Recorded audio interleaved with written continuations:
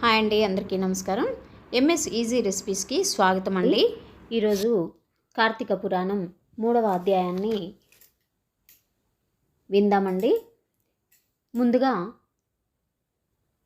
ఉసిరి యొక్క ప్రాధాన్యత గురించి ఒక్క నిమిషం తెలుసుకుందాం. దామోదరుడికి ప్రీతికరంగా ఆయుర్వేద శాస్త్రంలో ఉసిరిలో ఎన్నో రకాల సుగుణాలు ఉన్నాయి. సంస్కృతంలో త్రిఫలాల్లో ఉసిరి చాలా ప్రాముఖ్యమైనటువంటిది. ధనత్రయోదశి నాడు ధన్వంతరి జయంతి, ధన్వంతరి ఆయుర్వేద దినోత్సవం మన తెలుగు రాష్ట్రాల్లో ఆయుర్వేద దినోత్సవాన్ని జరుపుకుంటున్నాం. ధన్వంతరి అనగా నారాయణుడే కదా. ఆ నారాయణుడి పేరే కార్తీక దామోదరుడిగా వర్ధిల్లుతూ ఉంది. కార్తీక దామోదరుడికి ప్రీతికరంగా మనం ఈ కార్తీకంలో ఉసిరి దీపం పెడతాం. ఈ మాసంలో ఉసిరిని తింటాం, దానం చేస్తాం. మనం తినే వస్తువునే దానం చేయడం అనేది గొప్ప విశేషం. కార్తీక ద్వాదశి నాడు ప్రత్యేకంగా ఉసిరి దీపాలు బ్రాహ్మణుడికి ఇచ్చి ఆశీర్వాదం పొందుతాం. ఈ విధంగా కార్తీక మాసం మొత్తం కూడా ఉసిరి దీపాల ప్రాధాన్యత అంత ఇంత కాదండి. చాలా గొప్ప విశేష సుగుణాలు ఉన్నటువంటి ఈ ఉసిరి మీద నూనె ఒత్తి పెట్టి లేదా నెయ్యి ఒత్తి పెట్టి మనం దీపం వెలిగించుకుంటాం. చాలా మంచి పుణ్యం కలుగుతుందండి. సరే, ఇప్పటికీ మరి ఈ కార్తీక మాసంలో 3వ అధ్యాయాన్ని శ్రవణం చేద్దామండి. వీడియో స్కిప్ చేయకుండా వినండి. కార్తీక మాసం స్నాన మహిమ. జనక మహారాజా, కార్తీక మాసమున ఏ ఒక్క చిన్న దానము చేసినను అది గొప్ప ప్రభావము గలదై వారికి సకల ఐశ్వర్యములు కలుగుటయే కాక మరణానంతరము వారు శివ సాన్నిధ్యమును చేరుదురు. కానీ కొంతమంది అస్థిరములైన భోగభాగ్యములు విడవలేక కార్తీక స్నానములు చేయక అవినీతి పరులై భ్రష్టులై సంచరించి కడకు క్షుద్ర జన్మలు అనగా కోడి, కుక్క, పిల్లిగా జన్మిస్తూ ఉంటారు. మరి అదమము కార్తీక మాస శుక్ల పౌర్ణమి రోజు అయినను స్నాన దాన జపతపాదులు చేయకపోవటం వలన అనేక చండాలాది జన్మలెత్తి ఇక్కడకు బ్రహ్మ రాక్షసిగా పుడుతూ ఉంటారు. దీనిని గురించి నాకు తెలిసిన ఇతిహాసం ఒకటి వినిపించదను, సపరివారముగా శ్రద్ధగా ఆలకించుము. బ్రహ్మ రాక్షసులకి ముక్తి ఎలా కలిగిందో ఈ భాగంలో తెలుపుతున్నాడండి. ఈ భరతఖండమందలి దక్షిణ ప్రాంతమున ఒకానొక గ్రామంలో మహావిద్వాంసుడు, తపశ్శాలి, వాక్య పరిపాలకుడు అగు తత్వనిష్ఠుడను బ్రాహ్మణుడు ఒకడుండెను.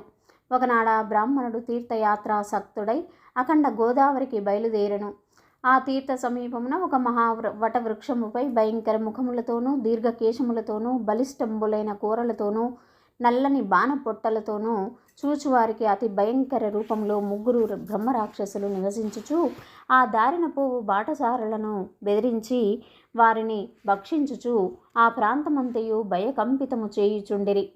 తీర్థయాత్రకై బయలుదేరి అఖండ గోదావరి పుణ్యక్షేత్రమున పితృదేవతలకు పిండ ప్రదానము చేయుటకు వచ్చుచున్న విప్రుడు ఆ వృక్షము చెంతకు చేరుసరికి యథాప్రకారముగా బ్రహ్మ రాక్షసుల కిందకి దిగి అతని చంపబో సమయమున బ్రాహ్మణుడు ఆ భయంకర రూపములను చూసి గజగజ వణుకుచు ఏమియూ తోచక నారాయణ స్తోత్రము బిగ్గరగా పఠించుచు, ప్రభో ఆర్తత్రాణ పరాయణ అనాథరక్షక, ఆపదలోనున్న గజేంద్రుని నిండు సభలో అవమానాల పాలవుచున్న మహాసాధ్వి ద్రౌపదిని బాలుడగు ప్రహ్లాదుని రక్షించిన విధముగానే ఆ పిశాచముల బారి నుండి నన్ను రక్షించు తండ్రి అని వేడుకొనగా ఆ ప్రార్థనలు విన్న బ్రహ్మరాక్షసులకు జ్ఞానోదయం కలిగింది.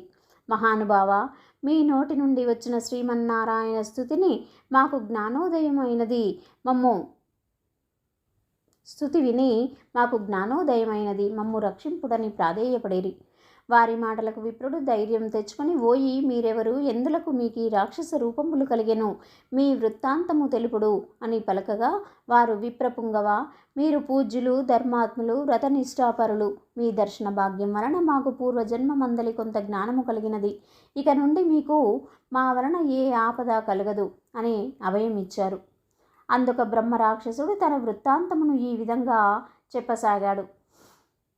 నాది ద్రావిడ దేశం, బ్రాహ్మణుడను. నేను మహాపండితుడనని గర్వము గలవాడనై యుంటిని. న్యాయాన్యాయ విచక్షణలు మాని పశువుల వలె ప్రవర్తించితిని. పాఠశాలల వద్ద, అమాయకపు గ్రామస్తుల వద్ద దౌర్జన్యంగా ధనం లాగుకొనుచు దుర్వ్యసనాలతో భార్య పుత్రాదులను సుఖపెట్టక పండితుల నవమానపరచుచు లుబ్ధుడైననై లోకకంటకుడిగా ఉంటిని. ఇట్లుండగా ఒకనొక పండితుడు కార్తీక మాస వ్రతమును యథావిధిగా ఆచరించి భూత తృప్తి కొరకు బ్రాహ్మణ సమారాధన చేయు తలంపుతో పదార్థ సంపాదన నిమిత్తము దగ్గరున్న నగరమునకు బయలుదేరి తిరుగు ప్రయాణంలో మా ఇంటికి అతిథిగా వచ్చిన పండితుని నేను దూషించి కొట్టి అతని వద్దనున్న ధనము వస్తువులు తీసుకొని ఇంటి నుండి గెంటివేసి తిని. అందులక ఆ విప్రునకు కోపము వచ్చి, ఓరి నీచుడా, అన్యాక్రాంతముగా డబ్బు కూడబెట్టినది చాలక మంచి చెడ్డలు తెలియక తోటి బ్రాహ్మణుడని కూడా ఆలోచించక కొట్టి తిట్టి వస్తు సామాగ్రిని దోచుకొంటివిగాన నీవు రాక్షసుడవై నరభక్షకుడుగా నిర్మానుష్య ప్రదేశంలో నందువుగాక అని శపించుటచే నాకు ఈ రాక్షస రూపము కలిగినది. బ్రహ్మాస్త్రమునైనా తప్పించుకోవచ్చును, కానీ బ్రాహ్మణ శాపమును తప్పించుకోలేము కదా. కాన నా అపరాధము క్షమింపమని వానిని ప్రార్థించి తిని. అందులక అతడు దయతలిచి, ఓయి, గోదావరి క్షేత్రం ముందుగా వటవృక్షము గలదు. నీ వందు నివసించుచు ఏ బ్రాహ్మణుడు కార్తీక వ్రతం ఆచరించి పుణ్యఫలమును సంపాదించి యుండునో ఆ బ్రాహ్మణుని వలన పునర్జన్మనందువుగాక అని వెడలిపోయెను. ఆనాటి నుండి నేను ఈ రాక్షస రూపము నరభక్షణము చేయుచుంటిని. కాన ఓ విప్రోత్తమ, నన్ను నా కుటుంబ వారిని రక్షింపుడని మొదటి రాక్షసుడు తన వృత్తాంతమును చెప్పెను. ఇక రెండవ రాక్షసుడు, ఓ ద్విజోత్తమ, నేను కూడా పూర్వజన్మలో బ్రాహ్మణుడనే. నేను నీచుల సహవాసము చేసి తల్లిదండ్రులను బాధించి వారికి తిండి పెట్టక మార్చి అన్నము రామచంద్ర అను నటుల చేసి వారి ఎదుటనే నా భార్య బిడ్డలతో పంచభక్ష పరమాన్నములతో భుజించుచుండెడివాడను. నేను ఎట్టి దాన ధర్మములు చేసి ఎరుగను. నా బంధువులను కూడా హింసించి వారి ధనం అపహరించి రాక్షసుని వలె ప్రవర్తించి తిని. కాన నాకు ఈ రాక్షసత్వమును కలిగెను. నన్ను పాప పంకిలము నుండి ఉద్ధరింపుము అని బ్రాహ్మణుని పాదములపై పడి పరిపరి విధములు ఏడుకొనెను. మూడవ రాక్షసుడు కూడా తన వృత్తాంతమును ఇటల తెలియజేశాడు. మహాశయ, నేను ఒక సంపన్న కుటుంబంలో పుట్టిన బ్రాహ్మణుడను. నేను విష్ణు ఆలయంలో అర్చకునిగా ఉన్నాను. స్నానమైనను చేయక కట్టుబట్టలతో దేవాలయంలో తిరుగుచుండెడివాడను. భగవంతునికి ధూపదీప నైవేద్యములైనను అర్పించక భక్తులు కొని తెచ్చిన సంభారములను నా ఉంపుడు గత్తెకు అందజేయుచు మద్య మాంసములను సేవించుచు పాపకార్యములు చేసినందున నా మరణానంతరము ఈ రూపమును ధరించి తిని. కావున నన్ను కూడా పాప విముక్తిని కావింపమని ప్రార్థించారు. ఇలా ముగ్గురు కూడా ప్రార్థించడం జరిగింది. ఓ జనక మహారాజా, తపోనిష్ఠుడగు ఆ విప్రుడు పిశాచముల దీనాలాపనములు ఆలకించి, ఓ బ్రహ్మరాక్షసులారా, భయపడకుడు. మీకు పూర్వజన్మలో చేసిన ఘోర కృత్యంబు వల్ల మీకు ఈ రూపము కలిగెను.